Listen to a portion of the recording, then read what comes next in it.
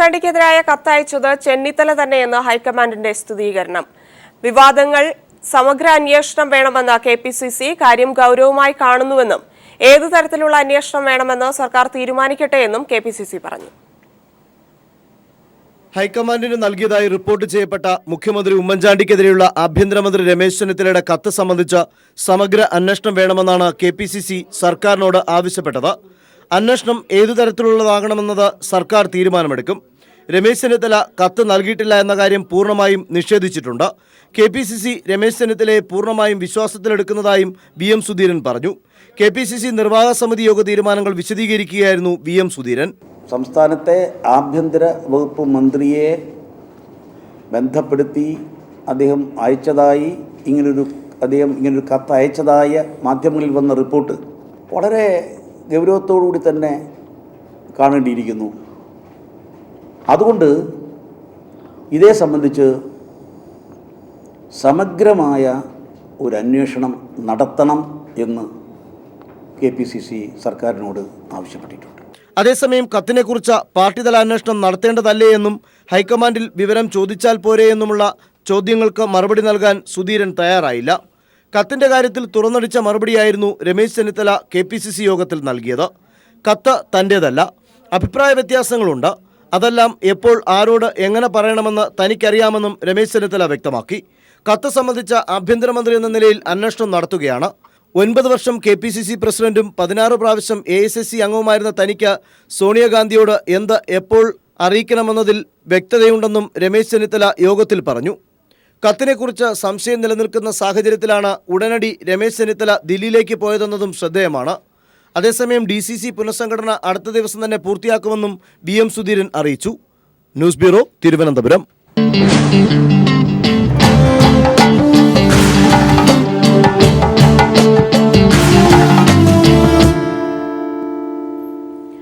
ദില്ലി കൂട്ടമാനഭംഗ കേസിലെ പ്രായപൂർത്തിയാകാത്ത പ്രതിയെ ഞായറാഴ്ച വിട്ടയക്കും. പ്രതിയെ വിട്ടയക്കരുതെന്ന കേന്ദ്ര സർക്കാർ ഹർജി ദില്ലി ഹൈക്കോടതി തള്ളി. കോടതിയിൽ വിശ്വാസമുണ്ടായിരുന്നെന്നും നീതി ലഭിച്ചില്ലെന്നും നിർഭയയുടെ മാതാപിതാക്കൾ. തങ്ങൾ നിസ്സഹായരാണെന്ന് പറഞ്ഞാണ് രോഹിണി അധ്യക്ഷയായ ദില്ലി ഹൈക്കോടതി ബെഞ്ച് പ്രതിയെ മോചിപ്പിക്കാൻ ഉത്തരവിട്ടത്. നിലവിലെ നിയമവ്യവസ്ഥ പ്രകാരം പ്രായപൂർത്തിയാകാത്ത പ്രതിക്ക് നൽകാവുന്ന പരമാവധി ശിക്ഷ 3 വർഷമാണെന്നും പ്രതിയെ ജുവനൈൽ കസ്റ്റഡിയിൽ തുടരുന്നത് അനുവദിക്കാനാകില്ലെന്നും കോടതി വ്യക്തമാക്കി. പ്രതിയെ നിലവിലെ ജുവനൈൽ ചട്ടങ്ങൾ പാലിച്ച് വിട്ടയക്കാം. പ്രതിയുടെ പുനരധിവാസം സംബന്ധിച്ച് കേന്ദ്ര സർക്കാരും പ്രതിയും മാതാപിതാക്കളുമായി കൂടിയാലോചിച്ച് ജുവനൈൽ ജസ്റ്റിസിന് തീരുമാനമെടുക്കാം. 2 വർഷത്തേക്ക് ഇയാളുടെ ഓരോ ചലനങ്ങളും നിരീക്ഷിക്കാമെന്നും ശേഷം പൂർണ്ണ സ്വാതന്ത്ര്യം നൽകി പുറത്തുവിടണമോ എന്ന് തീരുമാനിക്കാമെന്നും ജുവനൈൽ ജസ്റ്റിസ് ബോർഡിന് കോടതി നിർദ്ദേശം നൽകി. അതേസമയം വിധിയിൽ നിരാശയുണ്ടെന്നും എല്ലാ പരിശ്രമങ്ങളും വെറുതെയായെന്നും നിർഭയെന്ന് ലോകം വിളിച്ച ജ്യോതി സിംഗിന്റെ മാതാപിതാക്കൾ പറഞ്ഞു. പ്രതി തീവ്രവാദ സ്വഭാവത്തിലായിട്ടുണ്ടെന്നും ദേശീയ സുരക്ഷാ നിയമത്തിൽ കസ്റ്റഡിയിൽ വെക്കണമെന്നും സുബ്രഹ്മണ്യൻ സ്വാമി ഹർജി നൽകിയിരുന്നു. ഈ ഹർജി പരിഗണിച്ചുള്ള ദില്ലി ഹൈക്കോടതിയുടെ നോട്ടീസിനായിരുന്നു പ്രതിയെ വിട്ടയക്കരുതെന്ന് കേന്ദ്ര സർക്കാർ അറിയിച്ചിരുന്നത്. പെൺകുട്ടിയോട് ഏറ്റവും ക്രൂരമായി പെരുമാറിയ പ്രതി ഒടുവിൽ പ്രായത്തിന്റെ ഇളവ് നേടി ഞായറാഴ്ച മോചിതനാകും. Manushankar, news bureau, Delhi.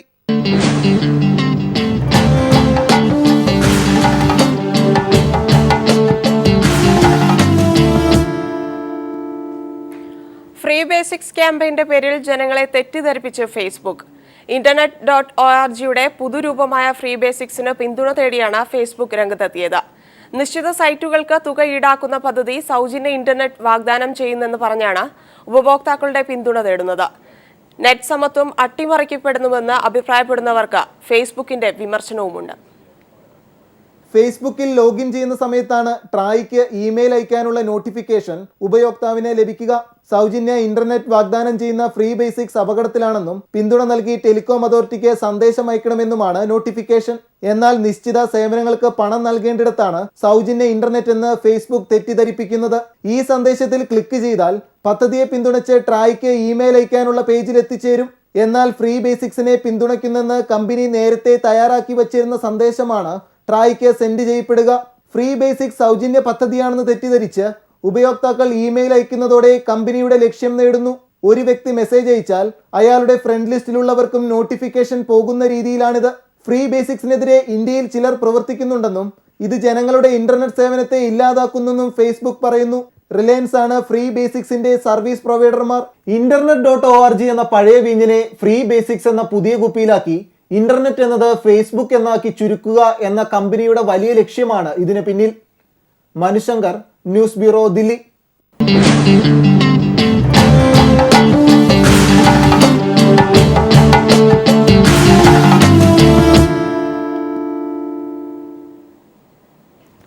ഇന്ത്യയിലെ റെയിൽവേ സ്റ്റേഷനുകളിൽ ഗൂഗിളിന്റെ സൗജന്യ വൈഫൈ സംവിധാനം യാഥാർത്ഥ്യമാകുന്നു. ഇന്ത്യൻ റെയിൽവേയുമായി ചേർന്ന് 400 റെയിൽവേ സ്റ്റേഷനുകളിൽ വൈഫൈ നൽകാനാണ് പദ്ധതിയിട്ടിരിക്കുന്നത്. പ്രഖ്യാപനം നേരത്തെ നടന്നെങ്കിലും പദ്ധതി എന്ന് പൂർത്തിയാകുമെന്നതിനെ സംബന്ധിച്ച് വ്യക്തമായ ധാരണ ഗൂഗിൾ നൽകിയിരുന്നില്ല.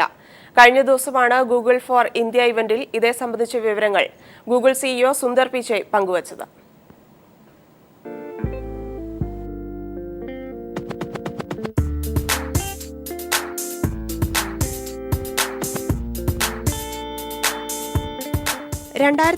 ന്റെ അവസാനത്തോടെ 100 റെയിൽവേ സ്റ്റേഷനുകളിൽ വൈഫൈ ലഭ്യമാക്കാനാണ് ലക്ഷ്യമിടുന്നത്. ഇതിലൂടെ 10 മില്യൺ ആളുകൾക്ക് പ്രതിദിനം ഇന്റർനെറ്റ് ഉപയോഗിക്കാൻ കഴിയുമെന്നാണ് കണക്കാക്കുന്നത്. മുംബൈയിൽ 2016 ജനുവരിയിൽ ആദ്യ വൈഫൈ സേവനം ലഭ്യമാക്കുമെന്ന് സുന്ദർ പിച്ചൈ വ്യക്തമാക്കി. കേരളത്തിലെ 5 സ്റ്റേഷനുകളിലും വൈഫൈ സേവനം ലഭിക്കും. തിരുവനന്തപുരം, കൊല്ലം, എറണാകുളം, തൃശൂർ, കോഴിക്കോട് എന്നീ സ്റ്റേഷനുകളിലാണ് വൈഫൈ ലഭിക്കുക. ടാറ്റ ട്രസ്റ്റുമായി സഹകരിച്ച് ഇന്ത്യയിലെ 1000 ഗ്രാമങ്ങളിൽ സൈക്കിളുകൾ അയച്ച് സ്ത്രീകളുടെ ഇടയിൽ ഇന്റർനെറ്റിനെ സംബന്ധിച്ച അവബോധം നൽകാനും പരിപാടിയുണ്ട്. ഇന്റർനെറ്റ് കണക്ടിവിറ്റിയുള്ള ഉപകരണങ്ങൾ ഈ സൈക്കിളിലുണ്ടാവും. ഗൂഗിൾ ട്രെയിനിംഗ് നൽകിയ ആളുകളായിരിക്കും ഇന്റർനെറ്റിനെ സംബന്ധിച്ച വിവരങ്ങൾ ഗ്രാമീണരെ അറിയിക്കുക.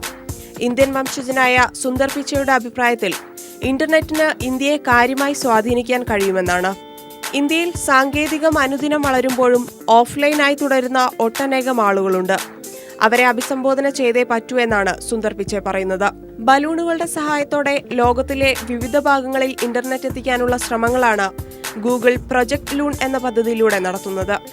ബലൂണുകൾ സഞ്ചരിക്കുന്ന പാതയുടെ താഴെയുള്ള ആളുകൾക്കാവും ഇന്റർനെറ്റ് ലഭ്യമാവുക.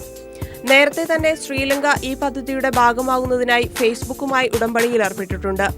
സൂപ്പർ പ്രഷർ ബലൂൺ മുഖേന ഇന്റർനെറ്റ് എന്ന ആശയം ഗൂഗിൾ 2013 ജൂണിൽ പ്രഖ്യാപിച്ചതാണ്. അന്ന് ഏകദേശം 30ഓളം ബലൂണുകൾ ഉപയോഗിച്ച് പരീക്ഷണം നടത്തുകയും ചെയ്തിരുന്നു. നിലവിൽ 1 സെക്കൻഡിൽ ഏകദേശം 10 മെഗാബിറ്റ് സ്പീഡ് ഇതിലൂടെ ഉപയോക്താക്കൾക്ക് ലഭിക്കും. ആദ്യമൊക്കെ വെറും 5 ദിവസം മുതൽ 10 ദിവസം വരെയായിരുന്നു ബലൂണുകളുടെ ആയുസ്സെങ്കിൽ ഇപ്പോഴുള്ളതിൽ ചിലതിന് 187 ദിവസം വരെ ലഭിക്കാറുണ്ടെന്നും ഗൂഗിൾ അവകാശപ്പെടുന്നു. News desk, people TV.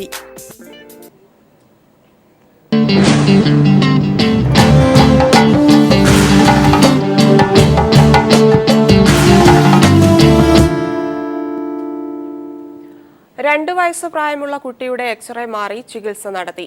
Alappuzha medical കോളേജിലാണ് സംഭവം നടന്നത്. ശ്വാസതടസ്സത്തിന് പകരം ന്യൂമോണിയയ്ക്ക് ചികിത്സ നടത്തിയതായാണ് ആരോപണം. കുട്ടിയുടെ എക്സ്റേക്ക് പകരം പ്രായമായ ആളുടെ എക്സ്റേ വെച്ചായിരുന്നു ചികിത്സ നടത്തിയത്. സംഭവം ഒതുക്കാൻ അധികാരികളുടെ ശ്രമമെന്നും ആരോപണമുണ്ട്. ശ്വാസതടസ്സത്തെ തുടർന്ന് ആലപ്പുഴ മെഡിക്കൽ കോളേജിൽ ഇന്നലെ എത്തിച്ച 1.5 വയസ്സ് മാത്രം പ്രായമുള്ള കുഞ്ഞിന്റെ പരിശോധനാ റിപ്പോർട്ട് മാറിയതിനെതിരെ വ്യാപക പ്രതിഷേധമാണ് ഉയരുന്നത്. ആശുപത്രിയിൽ എത്തിച്ച കുഞ്ഞിന്റെ എക്സ്റേ റിപ്പോർട്ടിന്റെ അടിസ്ഥാനത്തിലാണ് ന്യൂമോണിയ ആണെന്ന് സ്ഥിരീകരിച്ചത്. എന്നാൽ ഇന്ന് രാവിലെ എത്തിയ മറ്റൊരു ഡോക്ടറാണ് എക്സ്റേ റിപ്പോർട്ട് മാറിപ്പോയെന്ന വിവരം അറിയിക്കുന്നത്. 40 വയസ്സ് പ്രായമുള്ള രോഗിയുടെ പരിശോധനാ റിപ്പോർട്ട് അനുസരിച്ചാണ് 1.5 വയസ്സുള്ള കുഞ്ഞിന് ന്യൂമോണിയയ്ക്ക് ചികിത്സ നൽകിയത്. തിരക്കിനിടയിൽ അബദ്ധം പറ്റിയതാണെന്നാണ് ആശുപത്രി അധികൃതർ പറയുന്നത്. കുട്ടി ഇപ്പോൾ തീവ്രപരിചരണ വിഭാഗത്തിൽ നിരീക്ഷണത്തിലാണ്. News bureau, Alappuzha.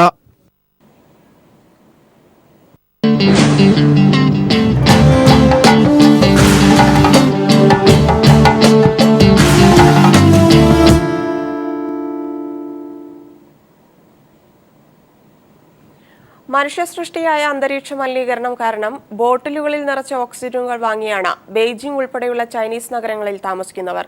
ഭൂമിയിൽ ജീവൻ നിലനിർത്താനായി ഓക്സിജൻ വില കൊടുത്തു വാങ്ങേണ്ട അവസ്ഥയിലേക്കാണ് പോകുന്നത്. കാനഡയിലെ ബൻഫ് ദേശീയ പാർക്കിൽ ബോട്ട്ലിംഗ് ചെയ്യുന്ന ശുദ്ധവായുവിന് ഒരു കുപ്പിക്ക് 13.9 യൂറോയാണ് വില. അതായത് ചൈനീസ് കണക്കിൽ ഏകദേശം 100 യുവാൻ.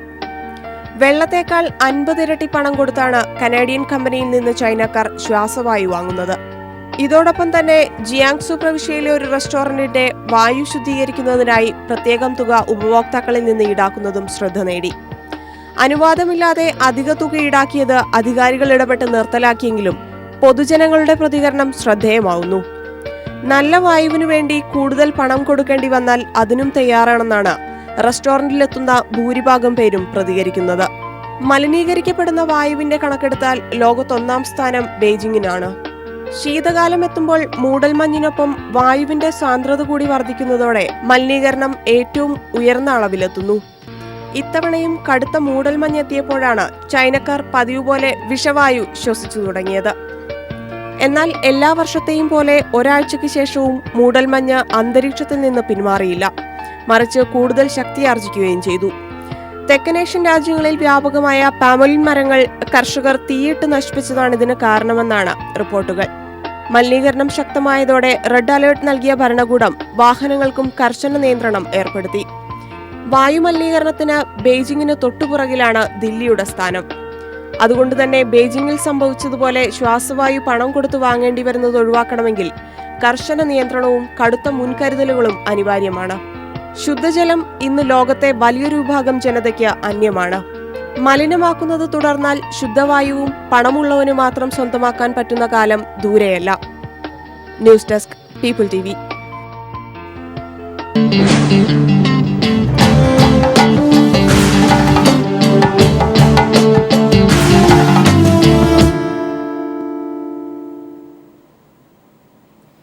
കേരള സംഗീത നാടക അക്കാദമിയുടെ ആഭിമുഖ്യത്തിൽ സംഘടിപ്പിക്കുന്ന സംസ്ഥാന പ്രൊഫഷണൽ നാടക മത്സരത്തിന് തൃശൂരിൽ തുടക്കമായി. അക്കാദമി തിയേറ്ററിൽ ആരംഭിച്ച നാടക മത്സരം സംവിധായകൻ സത്യൻ അന്തിക്കാട് ഉദ്ഘാടനം ചെയ്തു. ഡിസംബർ 26 വരെ നീളുന്ന മത്സരത്തിൽ 10 നാടകങ്ങളാണ് അരങ്ങിലെത്തുന്നത്. മേഖലാ മത്സരങ്ങളിൽ നിന്ന് തിരഞ്ഞെടുത്ത 10 പ്രൊഫഷണൽ നാടകങ്ങളാണ് സംസ്ഥാനതല മത്സരത്തിന് എത്തിയത്. തൃശൂർ സംഗീത നാടക അക്കാദമി ഹാളിൽ ആരംഭിച്ച നാടക മത്സരം ചലച്ചിത്ര സംവിധായകൻ സത്യൻ അന്തിക്കാട് ഉദ്ഘാടനം ചെയ്തു. സാമ്പത്തിക നേട്ടം കുറഞ്ഞതോടെ നാടക കലാകാരന്മാർ മറ്റ് മേഖലകളിലേക്ക് പോയെന്നും പ്രൊഫഷണൽ നാടകരംഗത്ത് മൂല്യശോഷണം പ്രകടമാണെന്നും സത്യൻ അന്തിക്കാട് പറഞ്ഞു. ഒരു മൂല്യശോഷണം നാടകത്തിന് പൊതുവെ, പ്രൊഫഷണൽ നാടകത്തിന് പൊതുവെ സംഭവിച്ചിട്ടുണ്ട്. അതിൽ നിന്ന് നാടകം എന്ന കലയെ കരകയറ്റിയേ പറ്റും. ഉദ്ഘാടന ശേഷം കൊല്ലം ആവിഷ്കാര അവതരിപ്പിച്ച കുഴിയാന എന്ന നാടകം അരങ്ങിലെത്തി.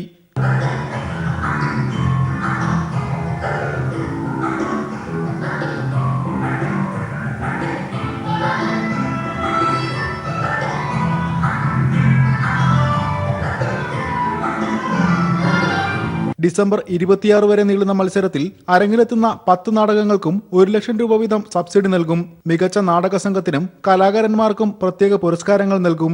News bureau, Thrissur.